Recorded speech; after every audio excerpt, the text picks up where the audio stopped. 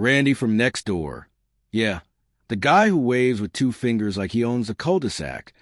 Thought I wouldn't notice when my name vanished from a deed addendum he helped me file. He called it a clerical hiccup. I call it a knife between the ribs.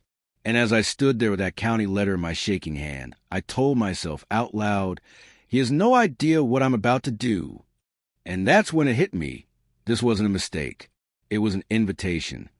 Before we continue, please subscribe to the channel and let us know where you're listening in the comments. I'm 68, retired lineman, the kind of man who still sharpens pencils with a pocket knife and pays cash at the diner. I've patched lines in hurricanes with duct tape and prayer. I know how to read a map, a face, a contract. That morning the frost was feathering the mailbox flags, and the air smelled like someone's first cup of Folgers. Randy's Christmas inflatables bobbed in the yard, grinning reindeer that looked like they knew a secret. He used to borrow my ladder, drink my backyard bourbon, brag about his HOA connections. Last spring he asked to streamline a property tax exemption for me. Said he'd file the paperwork buddy to buddy, save me a trip to the county building. I said, "You sure?" He laughed, trust me. I did. That trust now sat in my kitchen, stamped and official, with a line through my rights. You reach a point where the noise in your head gets quiet. Not peaceful, sharp. I took the letter, my old man glasses, and the spiral notebook I use for appliance model numbers and sermon notes. I wrote one thing, timeline. Then I made coffee strong enough to wake the county clerk and started circling dates the way a linebacker stalks a quarterback. By noon I had a plan, receipts, emails, security cam from my porch, even the text where he said, "Handled it." I called the VFW buddy, who knows public records like a preacher knows scripture. And that evening, as Randy rehearsed his Santa speech for the HOA tree lighting, I walked into community room with a battered banker's box and a thumb drive burning a hole in my pocket. I wasn't there for cookies. I was there to hit play. I slid into a metal folding chair in the HOA room, the kind that pinches your thighs and reminds you you're not 20 anymore. The place smelled like Costco cookies and pine-scented plug-ins. Moms wrangled toddlers. Dads compared pickup trucks like trading cards. Randy stood by the fake fireplace in a red sweater that probably came with instructions. He caught my eye, lifted a solo cup, and gave me that two-finger salute. I smiled back like a church usher. "Evening, folks," he boomed. "Quick housekeeping before we light the tree." He always loved that word, housekeeping, like where Dusty can sweep under a rug he overpaid for. I kept my banker's box on my lap. Inside, printed emails, certified mail receipts, a copy of the original deed addendum, and the killer, my porch cam clip. In it, you see Randy step onto my stoop last spring, vanilla folder in hand, say, "Just sign here, Jim. I'll run it downtown." He leans into the frame, whisper laughs. "I'll take care of you." That's the moment the devil shakes your hand and calls it neighborly. I raise my palm. Point of order. My voice carried better than I expected. Years of yelling over storm winds taught me how to place a word like a nail. Heads turned. The HOA secretary pushed up her readers. Randy chuckled. "Jim, we'll get to community comments later." "Then consider this a safety issue," I said. "We've got a fire hazard." I held up the thumb drive. "It's called evidence." A low murmur. Somebody muttered, "Oh." The treasurer tapped the mic, nervous drummer. Randy's smile strained. "Let's not make a spectacle." "You made the spectacle," I said, standing. "I'm just plugging it in." I walked to the TV cart, like I was carrying communion. "Here's the thing about getting old. You stop bluffing." I slid the drive into the port. The screen blinked blue, then black. The room went church quiet. I clicked play, already tasting the silence I was about to serve him. The video loaded, then froze on Randy's face mid-smirk. And that's when the projector popped. The room went dark, and a voice behind me said, "Clear as a bell. Unplug it, old man." The room breathed in the dark. Plastic angels creaked. Kids whispered. Someone's smartwatch chimed. "Unplug it, old man." The voice repeated, closer now. I knew that tone. Travis, the HOA handyman with a beard he treated like a pet. Randy's shadow muscle. I didn't argue. I clicked on my mag light and let the beam land on the wall outlet with a GFCI button tripped red. Classic. Somebody accidentally overloaded the tree lights to blow the circuit. Stand aside, I said. My thumb hit reset. The exit signs blinked alive. The projector booted were like an old Chevy catching second gear. Randy tried to laugh it off. Technical difficulties, folks. Not anymore. I slid the thumb drive back in and, just in case, pulled my ace, a palm-sized battery projector from my box, already synced. I'd come ready for rain and sabotage. The screen jumped to life. Play. Then we were on my porch. Randy. Spring sunshine vanilla folder. Just sign here, Jim. I'll run it downtown. The room heard his whisper laugh. I'll take care of you. It landed like a dropped wrench on concrete. A mom in yoga pants said, Oh, wow. Someone else. That's not good. The secretary's pen stopped scratching. Randy went crimson. Deep fake. You can do anything with AI now. Then the analog should comfort you. I held up the certified mail receipts, the time-stamped emails, the county stamp with my rights ghosted. And if that's not enough, I tapped my phone. Earl from the VFW waited on FaceTime with the county recorder. Nice woman named Peabody, who hates liars before lunch. Randy stepped forward, jaw tight. Jim, don't do this. I widened my stance, old lineman habit, and raised the mic. Ma'am, can you confirm whether a deed addendum was filed last April removing James Whitaker from... The community room door swung open. Cold air rolled in. Randy's wife, Dana, stood there white as a snowman in their lawn, clutching the same manila folder from the video, edges chewed, contents bulging. She met my eyes, swallowed, and said, Jim, you should see what's in here. Dana's hands trembled like wind through chimes as she passed me the folder. It smelled faintly of her vanilla hand lotion and someone's old cigar. Inside, a draft quitclaim deed with my name ghosted out, a stack of cashier's checks to T. McEwen, services rendered, and a sheet of tracing paper with my signature practiced over and over like a kid learning cursive. My stomach went cold. Randy barked, Dana, put that back. She didn't move. I'm done, she said, voice thin but steady. You told me it was just cleaning up paperwork. Then I found your notes. She pointed to a scribble in Randy's block letters. Phase 2, code violations, for sale, elderly neglect. My ears rang. He'd planned to weaponize the HOA against me, write me up until I folded. I laid the papers on the table, slow and careful, like evidence in a war museum. Folks, this isn't a misunderstanding. I lifted the tracing sheet to the light. The projector threw it 20 feet tall. My forged name, Clumsy and Hungry. A ripple went through the room like a gust through corn. Randy tried the charm smile. Come on, Jim. You know how it is, form stamps. Everyone wins. He turned to the crowd. We're neighbors. Dana swallowed, then pulled out her phone. He recorded everything. He loves to practice speeches, remember? She thumbed the file. Randy took a step. Travis moved with him. Play it, I said. Her phone speaker crackled. Then Randy's voice filled the room, oily smooth. File it as a correction. If he squawks, we cite the fence, the shed, the gutter slope. He'll sell by summer. Keep him busy till then. Travis's voice chimed in, laughing low. Old man won't see it coming. Nobody coughed. Nobody looked at the cookie tray. The secretary lowered her pen like it weighed 10 pounds. Randy lunged for the phone. I stepped between them, hip to hip, feeling the years in my knees and the old thunder in my chest. Not today, I said, and for the first time his eyes flickered, like he finally saw the line he crossed. Then blue and red flashed against the frosted windows, tires crunching hard in the lot, and a voice boomed from the doorway. Mr. Hayes, we need to have a word. 2 officers stepped in, boots dusted with salt, radios chirping. The older one, Sergeant Alvarez, had the steady eyes of a man who's seen every kind of holiday fight. Mr. Hayes, he repeated, scanning the room. Randy lifted his chin like a game show host. Officers, welcome. This is a private. Not anymore, Alvarez said, He clocked the screen, the forged signature big as a billboard. Dana's white-knuckle grip on that folder. "Ma'am." Dana passed it over. Alvarez flipped pages, slow.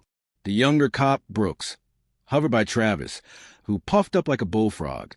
I could hear the heater rattling in the ceiling. Smell burned coffee and peppermint hand soap. "Sir," Alvarez said to Randy, "do you have business with county filings under Mr. Whitaker's name?" Randy gave a politician smile. "We're neighbors." He's confused. "My wife and I, audio," Dana whispered, holding up her phone. Alvarez nodded. She hit play. Randy's voice flooded the room again. "Code violation for sale. Old man won't see it coming." I watched the crowd tilt, as if the floor had shifted. Public humiliation number 2, and I didn't have to say a word. Alvarez turned to me. "Mr. Whitaker, right? You willing to give a statement?" "Been ready since breakfast."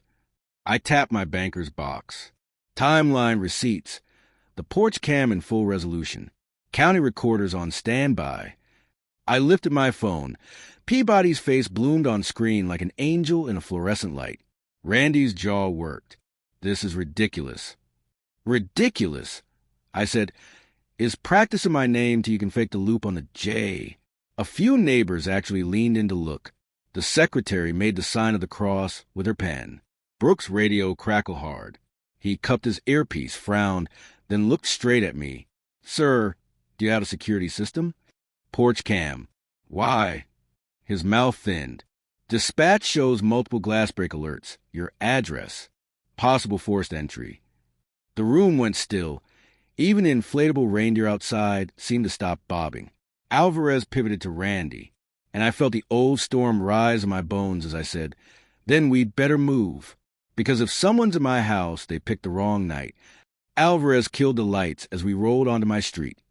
No siren, just a low growl of the cruiser and the crunch of road salt under tires.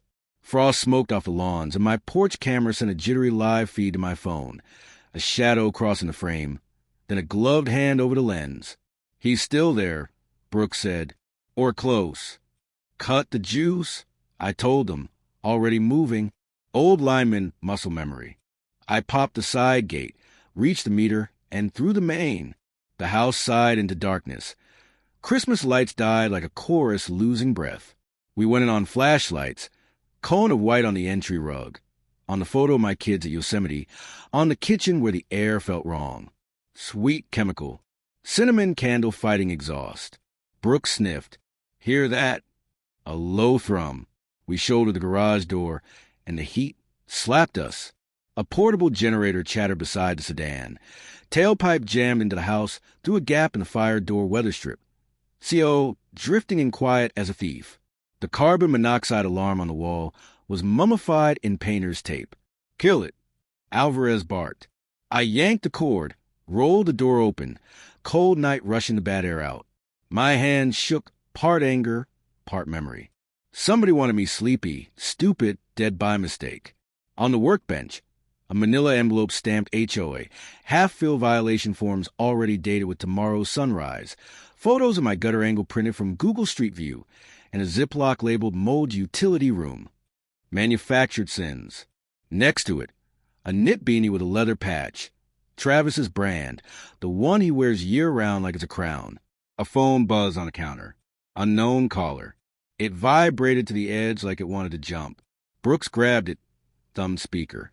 Randy's voice poured out impatient and low. "Travis, pour the bleach on the paperwork and set the space heater by the curtains. It'll look like he nodded off. 10 minutes, in and out."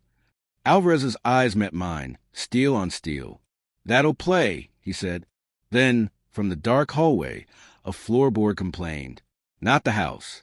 A wait. And from upstairs, as if a hand had found it on purpose, my late wife's little music box began to turn, slow and bright.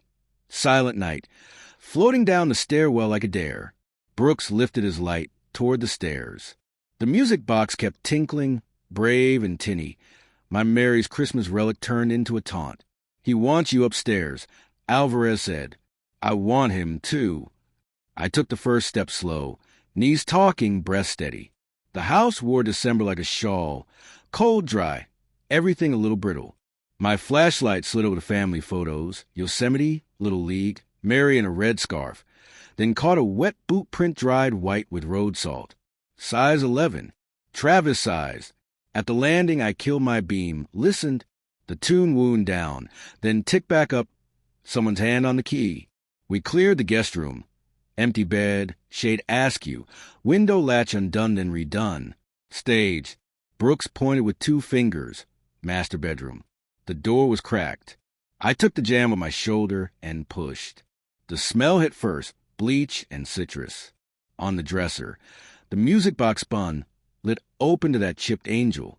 Taped under the lid, a phone lay face down. Speaker burbling crowd noise. Somebody had piped an HOA chatter to make the room sound lived in. Cute. On the vanity, a space heater coiled toward curtain hem. Extension cord snake, but not plugged. He'd been interrupted. Left closet. I whispered. Brooks nodded. Took right. I picked up a socket from my toolbox drawer and tossed it hard toward the shower tile. It pinged sharp. The closet door flinched. I drove my maglite forward like a hammer. It connected bone and breath, and a shape spilled out, swiping blind with a box cutter. Police! Brooks barked, gun low ready. Travis stumbled, hit the nightstand, knocked the angel.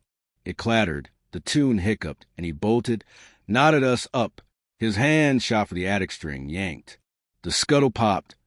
Insulation floated like first snow. He scissored up to the hole with a grunt and vanished, boards creaking overhead. Alvarez shouted from downstairs. We got movement in the kitchen. I flicked on the attic light and saw it instantly. A thin fishing line taut across the opening, tied to a mason jar perched over the hatch, full of something clear and angry. And then from the black above, Travis's voice, breathless and mean, "Blink! Old man, I baptize your house." For a second, all I could hear was my pulse. The jar trembled on that wire, sloshing whatever was inside. Smelled like gasoline and bleach. Drop it and we both go up. Travis hissed from the rafters.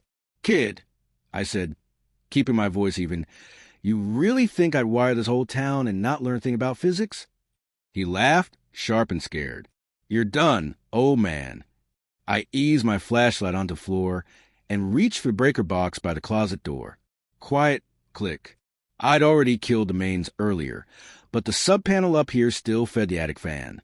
One more flip, and the fan coughed alive, its draft tugging air up through the hatch. The fishing line quivered.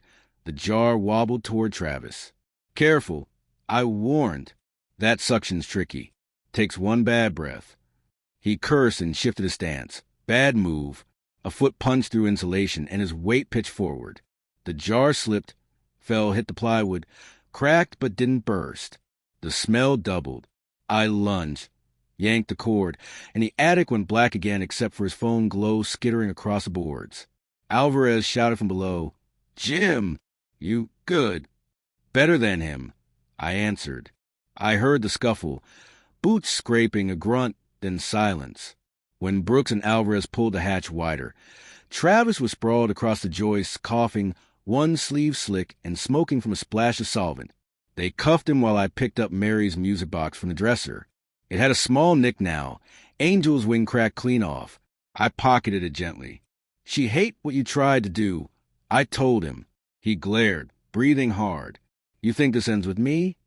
"Son," I said, meeting his eyes, "you're just chapter 1. As they dragged him past the Christmas tree lights flickering back on, my phone buzzed. A text from Randy. "You should have stayed retired, Jim." I stared at that text for a long breath. The screen glow washing my hands bone white. "You should have stayed retired." That was his tell. Randy never could resist the last word. Cops were still wrapping up the scene when Alvarez leaned over my shoulder. "He's watching you, you know that, right?" "Good," I said. "Means he's nervous." The paramedics had Travis in the cruiser, arm bandaged, face ghost pale. When they asked if I wanted to press charges, I just pointed at the evidence bags. "You'll have enough to fill a tree with paperwork." Alvarez half smiled. Outside, frost turned the asphalt to glass. Randy's house glowed smug and warm across the cul-de-sac. Santa still waving. Reindeer nodding like accomplices. Dana stood on her porch in a robe, arms wrapped around herself. When our eyes met, she mouthed, "I'm sorry." I nodded once. Inside my own house, I brewed coffee black as tar, sat at the table with Mary's cracked music box beside my mug. I wound it once. The tune warbled, but played. Brave little thing. You hung in there. I muttered, "So will I?" Then I opened my laptop. The county recorder's portal blinked open, full of public filings. I scrolled through Randy's renovation permits, half of them signed off by his cousin in zoning. The man had built his whole empire on forged goodwill. My phone buzzed again. Unknown number. A picture this time. My driveway, fresh tire tracks cutting across the frost, time-stamped 2 minutes ago. I stepped to the window. Nothing but the quiet hum of winter. Then faint from the darkness beyond the fence. I heard it. Engine idling low, a radio tuned to Christmas classics. I smiled without humor. "All right, Randy," I whispered, sliding the music box into my coat pocket. "If you're watching, let's give you a show." The night had that deep freeze quiet where every sound feels guilty. I slipped out the back door, the boards groaning under my boots, and followed the faint smell of exhaust. Across the fence, a pair of headlights cut off, too deliberate to be random. I crouched behind the cedar hedge, breath ghosting in front of me. My flashlight stayed in my pocket. The moon was enough. The car idled near the mailbox, engine ticking like a clock. Through the windshield, I saw Randy's outline. Phoned his ear, that smug posture of a man convinced the world still is a bend. I caught bits of his voice through the wind. "He's rattled? No. The cops have nothing. Yeah. The paperwork's toast, but the perception, that's what kills him." He laughed. I could almost see the bourbon grin. That's when an idea hit me. Clean and mean. He'd built his power on perception. Fine. I'd take that from him. I pulled out my phone, hit record, and stepped into the open. The crunch of gravel made him look up. His face flickered between shock and contempt. "Jim," he said through the cracked window, "you following me now?" "Following?" I said. "No, Randy. Just checking who's trespassing on my property at 2:30 in the morning." He smirked, started to roll the window up, but I was already holding the camera close enough to catch his words, the county envelope on his dash, the half-empty flask in the cup holder. "You're drunk," I said flatly. His eyes narrowed. "Delete that." "Sure," I said, pocketing the phone. Right after I sent it to the HOA group chat. He went pale. "You wouldn't." "Randy," I said, stepping closer, voice steady as frost. "You should have stayed honest." Then from up the street, a light flared, Dana on her porch. Phone raised, filming. The reindeer's shadows stretched long between us. Randy's engine revved once, hard. And in that moment before he peeled off, he screamed something that wasn't meant for me at all. "She set me up." Randy's taillights vanished into the dark, like twin embers sliding down a black throat. Dana lowered her phone, trembling. I crossed the street, boots crunching frost. "You okay?" I asked. She nodded, but her eyes were raw, truth finally cutting through years of pretense. "He's unraveling," she said. "He thinks everyone's out to ruin him. Maybe he's right." I could still hear his last shout echoing between the houses. She set me up. Maybe he'd realized too late that she'd grown a spine, or maybe it was just guilt flaring on the way down. Either way, the storm was here. I walked her back to her porch. "You don't want to be there when he comes home," I said. "Go somewhere safe." "I've got my sister in Waco," she whispered. "I'll leave tonight." She pressed something into my palm, a small black flash drive. Found in his desk. Says HOA minutes, but they're not meetings. They're recordings. Of everyone. My pulse kicked. "You listened?" "Just enough to know he's been recording board calls. City inspectors, even you." She turned, heading for her car. I slipped the drive into my pocket, feeling its weight like a loaded secret. Back inside my house, I plugged it into the laptop. A folder bloomed open, 37 audio files, all tagged with dates and names. The latest, Dec_24_ Randy Private M4A. I hit play. Static. Then Randy's voice, slurred and mean, "Tomorrow I'll finish it." The old man gets his lesson. Nobody crosses me and keeps their home. Then another voice, Travis's, recorded earlier, nervous. What if he fights back? Randy laughed, low and broken. Then it's a Christmas fire, one everyone will remember. I stopped the playback, stared at Mary's cracked angel on the desk, and whispered, "So will they, Randy. So will they." Morning cracked open gray and brittle. The kind of Christmas Eve sky that promises nothing but cold. I hadn't slept. The flash drive still sat on a laptop, and Randy's voice looped in my head like bad radio static. A Christmas fire. I spent the dawn printing transcripts, tagging timestamps, building the last piece of my case. Alvarez promised to meet me at the station, but I wasn't waiting. Randy didn't bluff. He schemed. By 8, the neighborhood looked straight out of a Hallmark card. Kids on bikes, reeds on doors, coffee steam curling up from porches. I walked straight toward his house with a thermos in one hand and a manila envelope in the other. Dana's car was gone. Good. His garage door was open, a half-packed truck inside, boxes marked records, decorations, tools. He was running. He turned when he saw me. "Jim," he said, half a smile twitching. "Didn't expect." "Company? You should have." I cut in.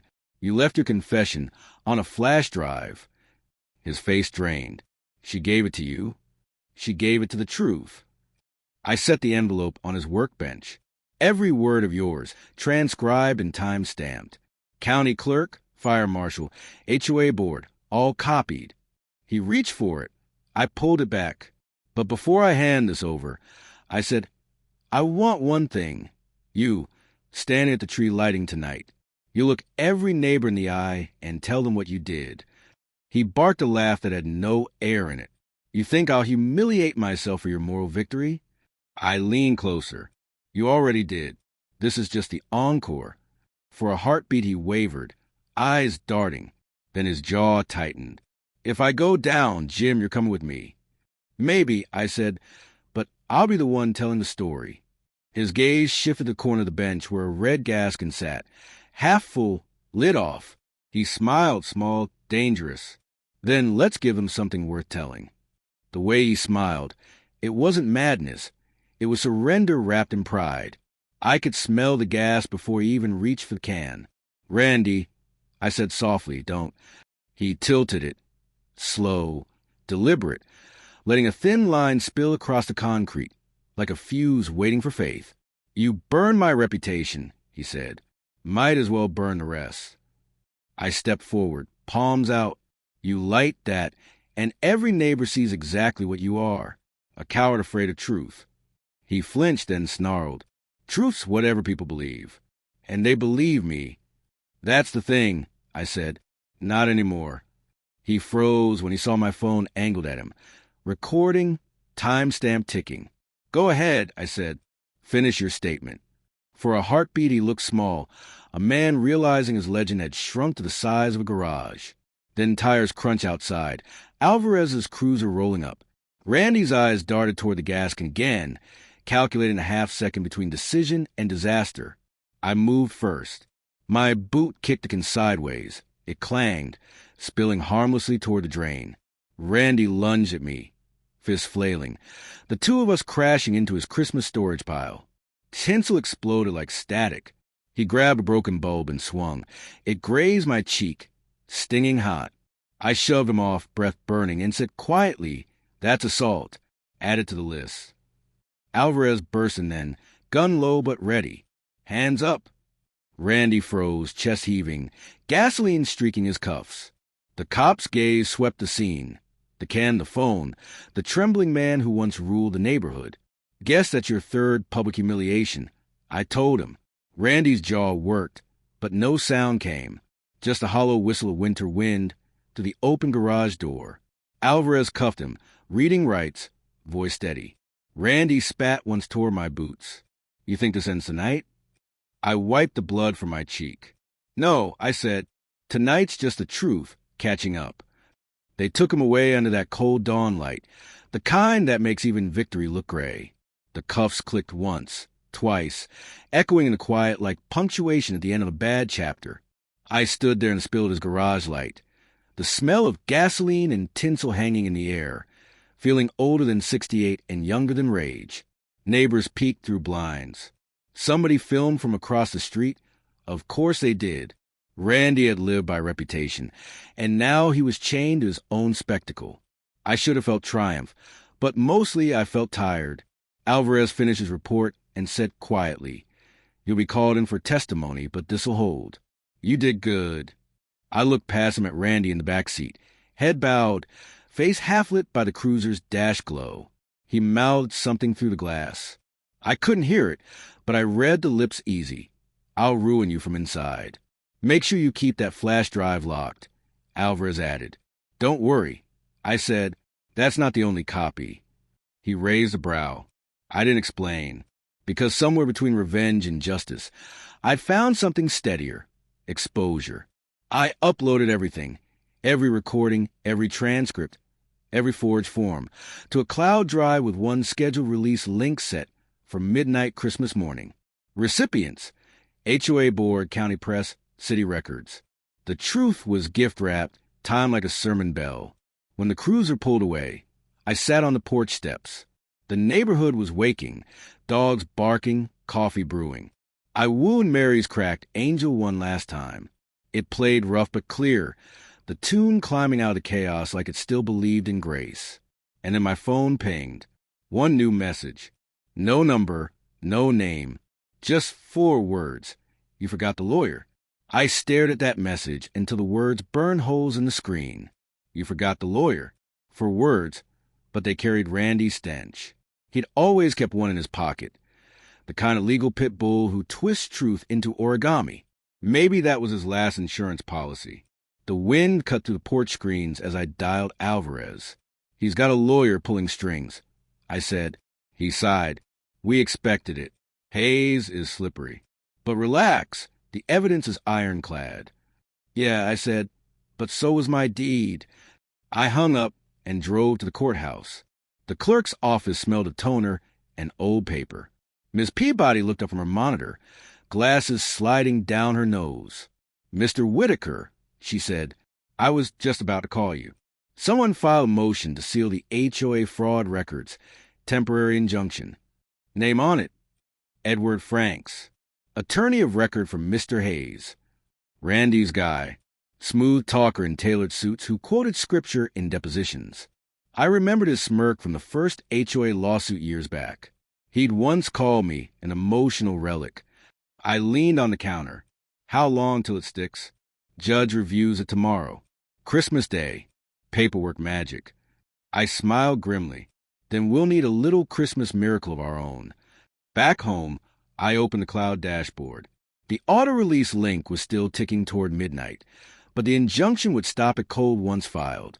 Unless I set a new timer, 11:59 p.m., 1 minute early, 1 minute legal. I redirected the release through a public mirror site owned by the local paper's Christmas charity drive. If Randy's lawyer wanted to stop a story, he'd have to shut down a charity live stream to do it. I poured myself a drink, felt the music box in my pocket. "One more verse, Mary," I whispered. "Then we're done." And outside, somewhere beyond the snow, a siren began to wail, headed straight for Randy's house. By the time I reached into the block, the night had gone electric. Sirens, flashing reds and blues bouncing off snow like fireworks. The whole cul-de-sac was awake, people wrapped in robes in disbelief. I followed the noise straight to Randy's lawn. His house glowed orange inside, a furnace of its own making. Alvarez met me at the tape. "We got the call 5 minutes ago," he said. "Neighbors saw him pour accelerant by the den. Must have lost it completely. Through the smoke, I saw him, Randy, sitting on the front steps, cuffs again on his wrists, face lit by the fire he'd started. No struggle left, just a hollow man watching his empire melt. They got the lawyer, too," Alvarez added. "Turns out Franks funneled HOA funds into shell accounts. That injunction? Void." For the first time in months, I exhaled. Then at midnight, the world gets its present. And right on cue, my phone buzzed. 11:59 p.m. The link went live. Within seconds, notifications stacked like dominoes. County record shared. Local press downloading. Public mirror accessed. Across the street, neighbors' phones lit up one by one. Screens reflecting the truth. The whisper started, rising with the crackle of burning cedar beams. Randy turned, saw it happening, and his face collapsed, not in pain, but in realization. Every lie, every smug grin, every betrayal, undone by his own words. I stepped closer, the cracked music box in my palm. I wound it once. The angel turned slowly, the tune fighting through smoke, Silent Night. Randy looked at it, eyes wet, voice barely a rasp. You win, old man. I shook my head. No, Randy, the truth wins. The firefighters pulled him to his feet, leading him past me into the freezing dawn. I stood there, watching his house sink into ash, the first snowflakes hissing as they touched flame. When it was over, I set the music box on the curb. It kept playing, soft, defiant, and whole again. If you like this story, please like this video. Subscribe to the channel and share your impressions of this story in the comments. To listen to the next story, click on the box on the right.